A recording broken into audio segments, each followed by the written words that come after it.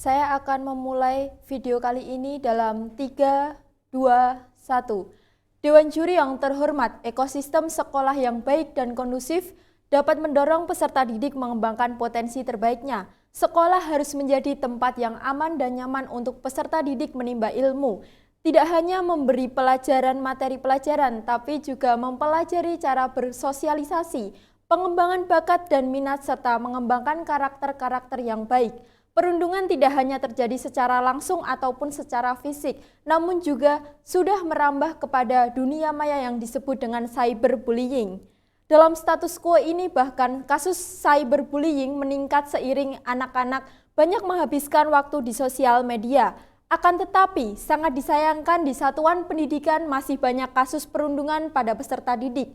Ini mengakibatkan efek negatif baik pada korban maupun pelaku. Pemerintah pembuka dalam konteks status quo menyatakan sekolah berwenang menghukum siswanya yang melakukan bentuk perundungan di luar sekolah. Bukankah itu merupakan tindakan yang di luar kendali sekolah? Dalam hal ini, pihak sekolah tidak dapat disalahkan terkait bullying atau perundungan yang dilakukan oleh siswa di luar sekolah. Pasalnya, tindakan ini terjadi di luar sekolah. Mengapa demikian?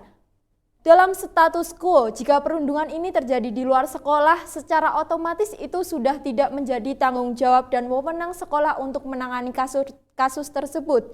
Saya akan memberikan sanggahan terhadap 3 argumen yang disampaikan oleh pemerintah pembuka. Pertama, laporan atau hukuman untuk siswa yang melakukan perundungan itu menjadi hal yang tepat, seperti dengan memberikan detensi atau pekerjaan sosial atau skorsing. Bukankah dengan adanya tindakan seperti alih-alih hanya akan membuat siswa tersebut akan melakukan tindakan yang kedua kalinya, bukan? Pasalnya semua siswa jika hanya diberikan hukuman itu tidak akan merubah mindset mereka bahwa tindakan perundungan itu merupakan tindakan yang salah. Kedua, dengan sebuah narasi terkait perundungan akan mengeluarkan sumber daya yang lebih banyak kepada sekolah. Pasalnya, sekolah akan memberikan sebuah pelatihan ataupun seminar terkait perundungan. Dalam hal ini, jelas bahwa pemerintah pembuka menyatakan sekolah akan mendapatkan kerugian yang besar setelah adanya kasus perundungan terjadi. Saya sebagai tim oposisi tidak setuju dengan anggapan pemerintah pembuka. Pertama, untuk meminimalisir tindakan perundungan, sekolah wajib memberikan seminar terkait topik perundungan di sekolah. Hal tersebut hanya perlu diberikan kepada siswa agar mereka mengetahui betapa tidak berartinya sebuah tindakan perundungan di kalangan pelajar. Yang kedua, dengan adanya seminar bertopik perundungan akan membangun moral siswa agar lebih terarah dan tidak mencoba melakukan hal seperti itu lagi. Bukankah hal itu baik jika diterapkan di sekolah, bukan? Saya contohkan dalam status quo, misalnya saat masa orientasi peserta didik baru, tidak lagi dipanitiai oleh siswa, namun sudah diambil alih oleh guru. Berbagai alasan hal itu dilontarkan seperti untuk mencegah perundungan atau bullying kakak kelas kepada para siswa baru. Dengan adanya pengambilan alihan ini, para guru meniadakan tugas kelompok bagi para siswa.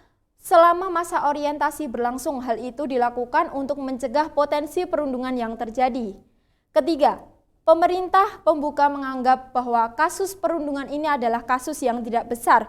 Bukankah itu sebuah kasus yang besar untuk penerima kasus perundungan itu atau korban dari kasus perundungan? Pasalnya kita ketahui bersama seseorang akan mengalami trauma yang besar jika mereka mendapatkan sebuah perundungan. Saya sebagai tim oposisi tidak membenarkan adanya kewenangan sekolah untuk menghukum siswanya karena tindakan perundungan di luar sekolah. Saya memiliki argumentasi bahwa yang pertama, yang berhak dan memiliki kewenangan untuk menghukum siswa tersebut adalah orang tua siswa itu sendiri. Bukankah jika anak di luar sekolah melakukan tindakan yang di luar batas itu adalah kesalahan dari orang tua? Bukankah seharusnya orang tua memiliki peranan penting untuk memantau anak-anaknya setelah mereka sekolah? Dalam status quo, orang tua itu sangat memiliki peranan yang penting. Pasalnya anak akan menjadi lebih bertanggung jawab ketika di sekolah, dan jika anak tersebut berada di lingkup sekolah, namun berbeda dengan apa yang terjadi di luar sekolah, itu sudah tidak menjadi tanggung jawab sekolah lagi.